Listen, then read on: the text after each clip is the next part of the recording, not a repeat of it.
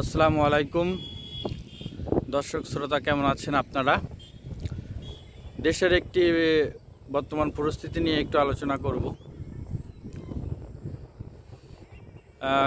গত 27 তারিখে জনাব এটিএম আজহারুল ইসলামের মুক্তিতে বামপন্থী কিছু সংগঠন মশাল মিছিল করছে।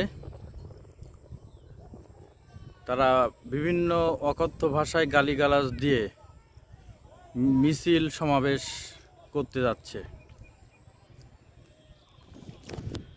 তারা মূলত দেশের বর্তমান বিচার ব্যবস্থার উপরে কুঠারাঘাত করে, আইনের উপরে অশ্রদ্ধা অনাস্থা উপস্থাপন করে যে কাজগুলো করছে, সেটা সম্পূর্ণ বাংলাদেশের বিচার ব্যবস্থার বিরোধী একটি কাজ, গর্হিত কাজ। চরমভাবে আমি নিন্দা জানাচ্ছি। তারা যখন 2013 সালে সেই শাহবাগ গণজামায়াত করে বিচার ব্যবস্থার উপরে হস্তক্ষেপ করে, রাস্তা বন্ধ করে বিরিয়ানির প্যাকেট নিয়ে বাংলাদেশের বিচার ব্যবস্থার চরমভাবে নির্লজ্জভাবে একটি গোষ্ঠীকে শেষ করার জন্য তারা বিচার ব্যবস্থাকে জুডিশিয়াল ক্লিং করে অসংখ্য ইসলামপন্থী ভারত বিরোধী জননেতাদেরকে তারা ফাঁসির কাস্টে ঝুলিয়েছিল।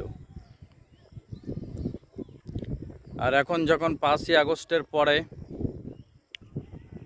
5ই আগস্টের কয়েকদিন মধ্যেই বেগম খালেদা জিয়াকে যখন মুক্তি দেওয়া হয়েছিল, তখন কোনো আন্দোলন হয়নি। তারও কিছুদিন পরে জনাব লুৎফুজ্জামান বাবর, যিনি ফাঁসির আসামি ছিল, তাকেও মুক্তি দেওয়া হলো। সে বিষয়ে কোনো মিছিল মিটিং হলো না। অথচ জামাত ইসলামের একটিমাত্র নেতা বেঁচে ছিল, জনাব আজহারুল ইসলাম। তাকে যখন দীর্ঘ 9 মাস পরে মুক্তি দেওয়া হলো, এটা নিয়ে চরমভাবে একটা মিছিল মিটিং রাজশাহী, চট্টগ্রাম, ঢাকা সমস্ত জায়গায় শাহবাগীরা তারা মিছিল আন্দোলন শুরু করলো।